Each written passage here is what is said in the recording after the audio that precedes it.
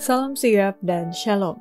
Renungan kita pada hari ini, Minggu 25 April 2021, berjudul Bersukacita dalam harta kekayaan kasih karunia.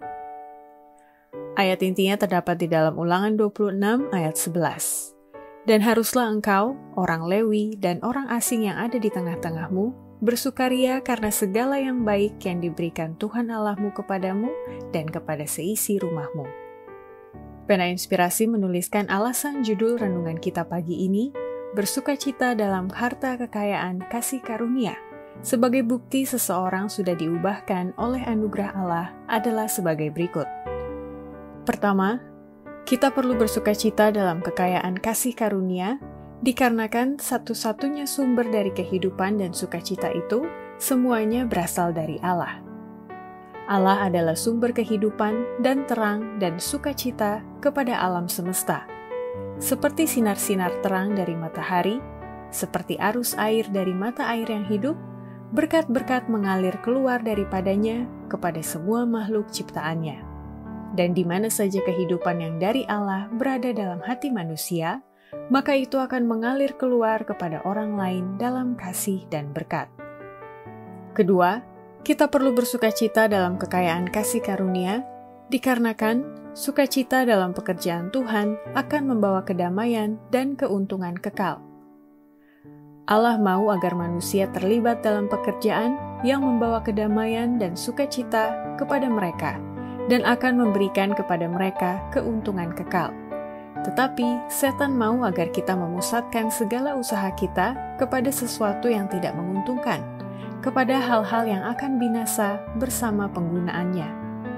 Ketiga, kita perlu bersukacita dalam kekayaan kasih karunia, dikarenakan keraguan-raguan, rasa takut, dan prasangka yang menyedihkan tidak akan membawa kesembuhan bagi jiwa. Kehidupan beragama bukanlah kehidupan yang penuh dengan kemurungan dan kesedihan, tetapi damai dan sukacita digabungkan dengan keagungan seperti Kristus dan kehikmatan yang kudus. Kita tidak didorong oleh juru selamat kita untuk menyayangi keraguan-raguan dan rasa takut dan prasangka yang menyedihkan. Semua ini tidak membawa kesembuhan bagi jiwa dan harus dicela, gantinya dipuja. Kita boleh mempunyai sukacita yang tidak terkatakan dan yang penuh kemuliaan.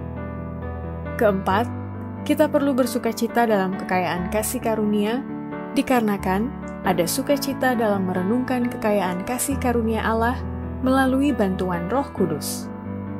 Melatih hati, mengendalikan pikiran, bekerja sama dengan Roh Kudus akan mengendalikan kata-kata. Inilah hikmat yang benar dan akan memastikan ketenangan pikiran, kepuasan, dan kedamaian. Akan ada sukacita dalam merenungkan kekayaan kasih karunia Allah. Kelima, kita perlu bersukacita dalam kekayaan kasih karunia, dikarenakan Yesus tidak pernah membiarkan ada penyesalan dan kekecewaan yang sia-sia dalam memandang kepada kehidupan di balik berakhirnya masa pencobaan di atas dunia ini.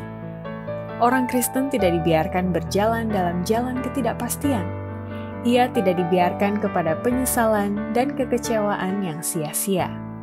Jika kita tidak mempunyai kesenangan hidup ini, kita masih bisa bersukacita dalam memandang kepada kehidupan di baliknya. Demikianlah renungan kita pada hari ini, kiranya Tuhan memberkati kita semua.